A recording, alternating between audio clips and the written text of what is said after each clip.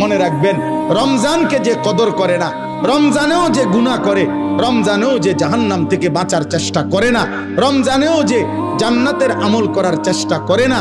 ভাই আমার, ছেলেরা আমার, বাবা আমার, পর্দার আড়ালের মা বোন আমার, সবাইকে এই শেষ কথা বলি। আল্লাহ রসুল বলছে, জিব্রাইল আইসা রমজানের শেষ দিন নবীজিকে আইসা বলে গেছে, ইয়া রসুল আল্লাহ, এত বড় রমজান পেল, ইফতার, সাহারি, তারাবি, এতেকাফ, শবে কদর, প্রতি ঘন্টা মিনিটে এত মাফ নেওয়ার সুযোগ থাকার পরেও যেই নাফরমান জাহান্নাম থেকে বাঁচার চেষ্টা করে নাই, গুনাহ থেকে আল্লাহর কাছে মাফ নেয় নাই, জান্নাতের জরুর আশা পূর্ণ করতে পারে নাই, আমল করতে পারে নাই, খোদার কসম নবীজি বলছে, জিব্রাইল আইসা বলছে, ইয়া রাসূলুল্লাহ, এমন নাফরমানের উপরে আল্লাহর লানত, আল্লাহর লানত, লানত, লানত। নবী বলছে আমিন।